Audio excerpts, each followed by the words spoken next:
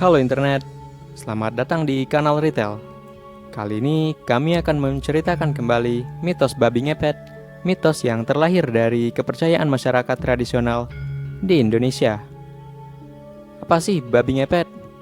Kalau menurut mitos setempat, babi ngepet diyakini sebagai perwujudan dari seseorang yang mempraktikkan ilmu hitam berjenis persugihan. Persugihan berasal dari kata sugi dalam bahasa Jawa yang berarti kaya. Babi ngepet adalah semacam ilmu hitam untuk membantu orang menjadi kaya secara instan. Tetapi, sebagai gantinya, mereka harus mengorbankan sesuatu. Dalam kasus babi ngepet, mereka harus mengorbankan kemanusiaan mereka, membiarkan diri mereka berubah menjadi babi hutan dalam jangka waktu tertentu, atau membiarkan diri mereka dirasuki setan babi hutan. Transformasi perubahan antara manusia dan babi ini mirip dengan konsep manusia serigala atau werewolf di dunia barat. Perubahan babi ngepet diawali dengan seorang manusia yang mengenakan jubah hitam dan berubah menjadi babi hutan. Setelah berubah menjadi babi ngepet, siluman ini akan berkeliaran di sekitar desa, menggaruk tubuhnya ke dinding, pintu, lemari, atau furnitur. Secara ajaib, barang-barang milik penduduk desa seperti uang, emas, dan perhiasan akan hilang dan secara ajaib dibawa oleh babi ngepet. Jika berhasil, babi ngepet akan kembali ke rumah dan berubah kembali menjadi manusia. Jubah hitam yang dipakai pelaku akan berisi dengan uang atau perhiasan yang dicuri. Pelaku ilmu hitam babi ngepet membutuhkan pendampingan dari orang lain. Tugas dari pendamping ini adalah tinggal di rumah dan menjaga lilin yang menyala mengembang di baskom berisi air, sementara babi ngepet itu beraksi. Jika lilin bergetar, pudar, atau hampir padam, itu tandanya babi ngepet dalam bahaya, tertangkap basah, atau kembali ke wujud manusia. Karena kepercayaan tradisional ini, masyarakat desa di Jawa sering mengejar atau bahkan membunuh babi hutan yang berkeliaran di sekitar desa pada malam hari. Penafsiran kaum skeptikal atau mereka yang tidak percaya dengan mitos ini adalah bahwa babi ngepet hanyalah makhluk buatan untuk menjelaskan hilangnya harta yang tidak dapat dijelaskan, dengan menyalahkan babi hutan yang kebetulan suka berkeliaran di desa pada malam hari. Kemungkinan juga itu adalah cara pengendalian hama tradisional untuk menyingkirkan babi hutan dari memakan dan merusak sawah atau lumbung. Hubungan babi dengan sihir pendatang rezeki kemungkinan berasal dari kepercayaan Jawa pra-Islam dan pra-Hindu Buddha yang mengaitkan babi hutan dengan kekayaan, rezeki, dan kemakmuran daerah. Terlebih dengan hewan babi yang memang dianggap haram di agama Islam. Peter Baumgart, seorang pakar sejarah ekonomi, menyebut bahwa isu babi ngepet kadangkala tak melulu berkaitan dengan perubahan ekonomi seperti munculnya uang. Menurut Baumgart, uang sudah digunakan di Hindia Belanda sejak masa kerajaan Hindu-Buddha dan Kesultanan Islam. Tapi cerita tentang babi ngepet sulit ditemukan dalam rentang waktu ini. Cerita ini justru populer setelah tahun 1900-an. G.W.J. Drews, Indolog dari Belanda, melampirkan dua cerita yang berkaitan dengan nyengi atau istilah Sunda untuk ritual tentang pemujaan terhadap iblis oleh manusia. Dua cerita ini tersebar luas di sekitar Kaliwatu Bumi Kutoarjo yang sekarang masuk bagian Jawa Tengah. Menurut cerita, terdapat sebuah gua di lereng tempat putri babi bersemayam. Putri babi itu bisa memberikan kekayaan pada orang yang memintanya. Tapi ada syaratnya, orang itu harus menjadi budaknya. Alkisah, seorang pria bernama Sutakarja muak dengan hidupnya yang dipenuhi kemiskinan. Dia ingin memperbaiki nasib keluarganya, dan dia pergi ke dukun untuk mengadukan nasibnya. Dukun itu lalu menyuruh Sutakarja ke Gunung Kaliwatu untuk bertemu seseorang yang bernama Kiai Jamanggala. Sutakarja pergi dengan pakaian seadanya. Sampai di sana, dia disambut hangat oleh sang kiai di kediamannya di Gunung Kaliwatu. Kiai itu meminta Sutakarja menikahi salah satu putrinya dan tinggal di sana.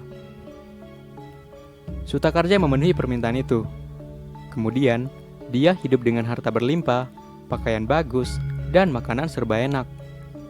Tapi suatu ketika, dia pun teringat akan istri lama dan anak-anaknya. Dia merindukan mereka. Dia pulang ke rumah, namun ketika Sutakarja tiba di rumah, ia melihat istri dan anak-anaknya ketakutan. Mereka ketakutan sebab yang mereka lihat bukanlah Sutakarja, melainkan seekor babi hutan yang sedang mengendus-endus perabotan rumah. Sutakarja kembali ke gua, menjelaskan masalah itu ke istri silumannya. Istrinya menyarankan agar dia memakai pakaian lamanya saat dia kembali. Dengan itu, dia akan terlihat kembali seperti manusia. Dia pun menuruti nasihat itu.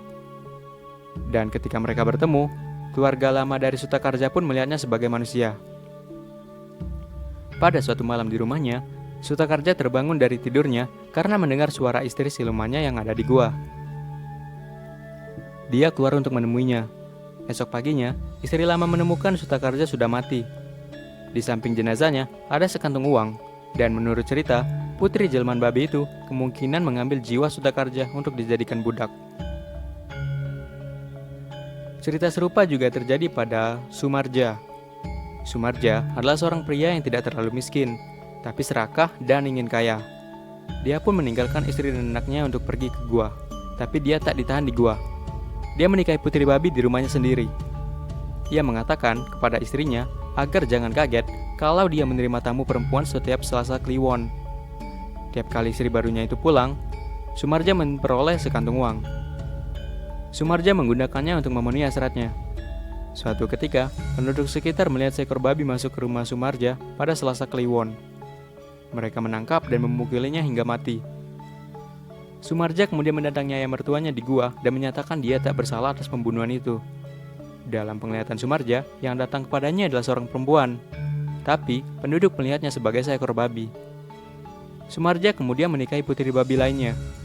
Penduduk memergoki seekor babi kembali masuk ke rumah Sumarja. Babi itu pun mati dipukuli. Sumarja menemui ayah mertuanya lagi. Kali ini, ayah mertua justru memberinya hadiah pakaian yang bagus. Dia memakai pemberian itu, dan ketika ia keluar dari gua, Sumarja pun berubah menjadi babi. R. Tresna, seorang penulis di Jawa, pada Agustus 1929 juga mengisahkan mitos babi ngepet di daerah Cimacan, Sukaraja, Sumedang, yang sekarang masuk ke bagian Jawa Barat. Dalam artikelnya yang berjudul Bijgeloof in zaken Yenggo, Tresna mendapatkan sumber cerita dari tuturan masyarakat setempat. Ceritanya begini. Seorang lelaki miskin dikatakan telah membuat perjanjian dengan setan untuk menjadi kaya. Lelaki itu berinisial Bapak A. Dia lama menghilang dari kampungnya. Tak seorang pun tahu kemana dia pergi. Pada suatu hari, dia kembali. Penampilannya terlihat gelisah. Semenjak kedatangan Bapak A, warga kampung sering melihat babi berkeliaran di perkarangan rumah dan kebun ubi mereka. Babi ini membuat warga kampung ketakutan karena bentuknya yang berbeda dari babi biasa. Bokongnya jauh lebih tinggi dari babi biasa. Meski kedatangan babi itu berbarengan dengan kembalinya Bapak A, tapi tak seorang pun yang menghubungkan kehadiran babi dengan Bapak A. Warga percaya Bapak A tidak nyengi atau tidak memuja setan. Babi itu berkali-kali datang. Warga lalu memburunya dan mendapati babi itu berjalan seperti manusia ke rumah Bapak A pada subuh hari. Mulailah warga mengarahkan kecurigaannya ke Bapak A. Rumahnya diawasi sahabat malam, tapi babi itu justru muncul di tempat lain. Warga berhasil menombaknya, dan babi itu pun terluka, tapi ia berhasil kabur. Esok harinya, warga menemui Bapak A terbaring di bali-bali karena demam. Warga setempat mulai curiga kalau Bapak A berkeliaran sebagai babi pada malam hari. Dan setelah itu, babi tak pernah kelihatan lagi. Menurut Tresna, informannya mengatakan kalau kejadian itu merupakan ujian dari seseorang yang ingin menjadi kaya dengan menjadi babi. Tresna kemudian bertanya kepada informannya bagaimana caranya orang tersebut berubah menjadi babi. Informannya tak bisa menjelaskan. Tapi kemudian ia mengatakan, menurut Islam, babi adalah hewan najis. Oleh karena itu, jiwa manusia terkutuk berubah menjadi babi. Sejarawan Kunto Wijoyo dalam bukunya Muslim Tanpa Masjid menjelaskan bahwa kepercayaan terkait persugihan seperti babi ngepet dan tuyul ini muncul dari budaya masyarakat agraris. Sebab, dalam masyarakat agraris, petani tak bisa menjadi kaya tanpa memperluas lahan pertanian dan membuat petani lain menjadi miskin. Maka dari itu, kemudian muncul kepercayaan soal babi ngepet yang membuat orang menjadi kaya tanpa bekerja. Ringkasnya, kepercayaan babi ngepet ini muncul karena kepercayaan masyarakat agraris dulu yang meyakini bahwa mencari kekayaan harus dengan bekerja keras di lahan pertanian, bukan berleha-leha di rumah. Tapi, tentu, jika dikaitkan dengan konteks masyarakat modern di era industri 4.0 ini, kepercayaan ini tidak lagi relevan. Karena sekarang, orang bisa bekerja dari rumah untuk mencari nafkah tanpa harus pergi ke ladang atau kantor. Ritual persugihan babi ngepet ini juga dipercaya berawal dari kepercayaan bahwa ada sejenis siluman babi yang bisa mengabulkan permintaan akan harta. Kepercayaan ini konon berasal dari Gunung Kawi, gunung yang terletak di Malang, Jawa Timur. Gunung ini dikenal sebagai tempat untuk bertemu dengan siluman babi dan melakukan perjanjian terlebih dahulu sebelum bisa menjadi babi ngepet. Baiklah internet, sekian saja pembahasan kanal Retail mengenai babi ngepet. Jika kalian menyukai pembahasan kami kali ini, silakan tunjukkan dukungan kalian yang menyukai, bagikan, atau tinggalkan komentar kalian di video ini. Kalian juga bisa berlangganan di kanal kami dan hidupkan notifikasi agar kalian tidak ketinggalan update dari video-video kami berikutnya. Kami sangat mengapresiasi setiap jejak yang kalian tinggalkan. Kalian juga bisa menraktir kami kopi dengan menyawer kami lewat GoPay, OVO, atau pembayaran e-money lainnya melalui akun Saweria kami yang sudah kami sertakan di deskripsi di bawah. Terima kasih dan sampai berjumpa di video kami berikutnya.